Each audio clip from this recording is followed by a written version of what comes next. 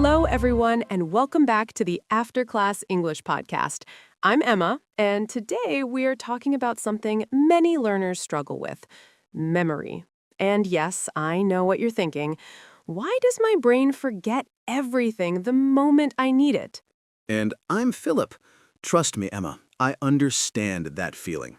Sometimes I try to remember a simple list and my brain just says, "No, thank you, I'm not available right now." Exactly. Many learners think they have a bad memory, but that is not true. The real problem is that nobody teaches us how memory actually works. Yes, no teacher ever said, "Here is how to remember things easily." Instead, we just heard, "Please read chapter 7 and good luck." So today, we will fix that. We will show you simple, powerful techniques that students, language learners, and even memory champions use every day. And the good news is you don't need superpowers. You just need the right method and a little bit of practice. All right, let's start with the first technique. It's called multi-sense learning, and it simply means this. The more senses you use, the stronger your memory becomes. Yes, because if you only read something quietly in your mind, your brain is like, interesting, but not important. But if you see it, say it, and maybe even write it, your brain suddenly wakes up and pays attention. Exactly. For example, when you learn a new English word, don't just look at it. Say it out loud. Write it once or twice. Imagine a picture. Connect it to something you already know. Your brain loves that. It's like giving it 5 snacks instead of 1. Visual, sound, movement, emotion, and meaning. More snacks, better memory. And the best part is that this works for everyone. Kids, adults, beginners, advanced learners. The more senses you use, the easier everything becomes. So if you think your memory is weak, try using more senses. You don't need a new brain, you just need new habits. Now let's talk about one of my favorite memory tricks, microstories. Our brains are absolutely obsessed with stories. We remember them much better than isolated facts. Yes, if you give my brain a list of random words, it gets confused. But if you turn those words into a tiny story, suddenly my brain is like, oh, I understand this. Let's keep it. Exactly. A microstory can be 10 seconds long. It doesn't have to be perfect or logical. It just needs a little action or emotion. For example, imagine you want to remember 3 words: apple, cat, and rain. You can make a story like this. The cat is holding an apple and running because it starts raining. Boom! You will remember that for hours. Because stories create emotion and images, and your brain loves both. Even a silly story works. In fact, silly is sometimes better. Yes, the stranger the story, the stronger the memory. So don't be afraid to make it funny or weird. Your brain will thank you. All right, let's move to the next technique. It's called snapshot memory. And the idea is simple. If a picture in your mind takes more than a few seconds to imagine, your brain will probably forget it. Yes, our brains love quick, clear images, not complicated paintings with 20 details. More like one clean snapshot that explains the idea instantly. For example, if you want to remember the word balance, imagine a small scale trying to stay steady. One simple image. Your brain gets it immediately. Or if you want to remember photosynthesis, imagine a happy leaf drinking sunlight like juice. Done. 1 second. Easy to remember. Because when your brain sees a fast image, it creates a strong connection. But when the image is too complex, the brain gives up and moves on. So when you study, try turning each big idea into one short snapshot. Think small, simple, and quick. Your memory will work much better. Now let's talk about one of the most powerful techniques. It's called the linking chain. Instead of memorizing facts one by one, you connect them into a simple sequence. Yes, because the brain loves order. It loves movement and direction. A chain gives your mind a clear path to follow, so the information stays together. Let's take an example. Imagine you want to remember these words: heart, lungs, blood, oxygen, and cells. Instead of learning them separately, you turn them into a tiny chain. Like this. The heart pushes the lungs throw blood, The blood carries oxygen. The oxygen feeds the cells. It becomes a little movie in your mind. Exactly. And once you see that movie, the list becomes easy to remember because everything is connected and each part leads to the next. This is why memory champions use linking. It takes random pieces and turns them into one smooth story, and your brain loves that. Now let's look at another technique that makes learning much easier. It's called compression, and it simply means turning big information into a short, clear idea.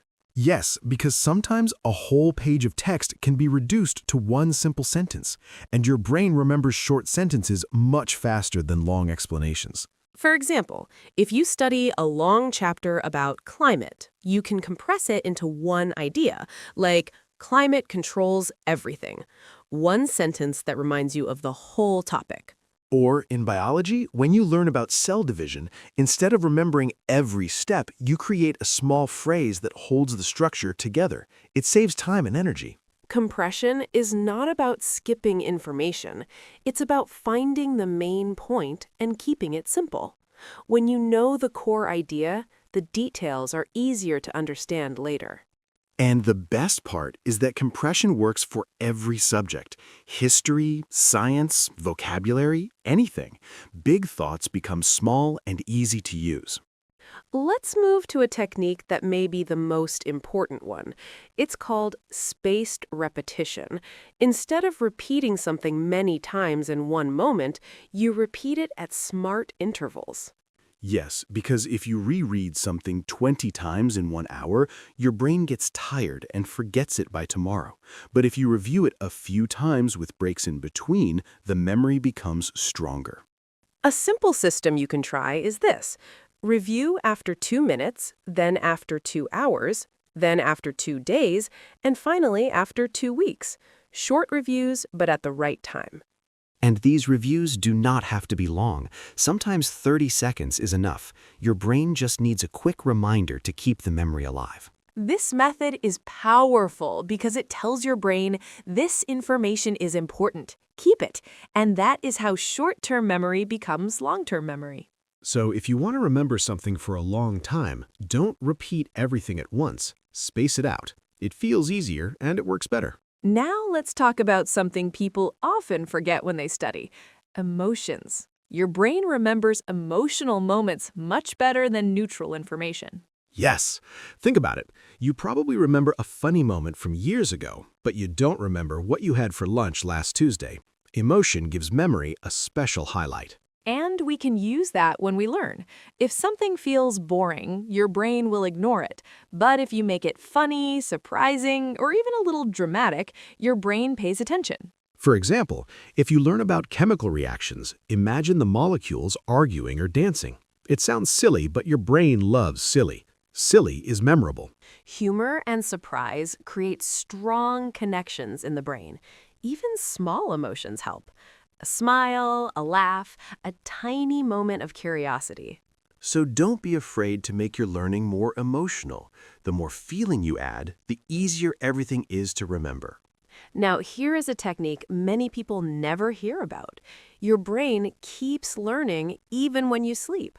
During the night, it reviews and organizes the things you studied during the day. Yes, it's like your brain works a night shift while you rest. It cleans, sorts, and strengthens memories. So what you do before sleep is actually very important. If you study a little 1 or 2 hours before bed, your brain will process that information during the night. Even a short review helps. And you don't need a long study session. Sometimes one quick look at your notes is enough to activate your memory. Then you sleep and your brain does the rest. Good sleep is also part of learning. When you sleep well, your mind becomes clearer, faster, and more ready to learn the next day. So think of sleep as a study partner. You learn in the day, and your brain improves everything while you dream.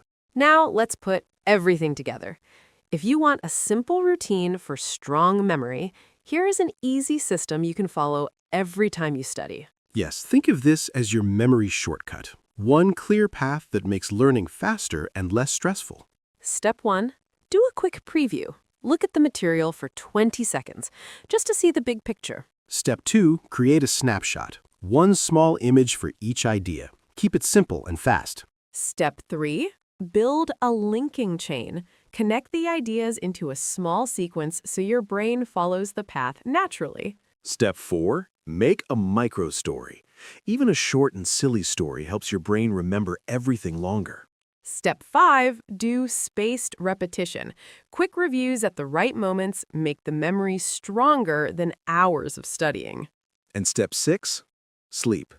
Seriously, let your brain do the night shift. It is the easiest step and the most ignored one. This routine works because it uses images, stories, senses, timing, and rest, all the things your brain loves. Follow these steps and learning becomes easier, faster, and much more fun. So here is the truth. Your memory is not the problem. The real challenge is using the right techniques. And today, you learned tools that can truly change the way you study. Yes.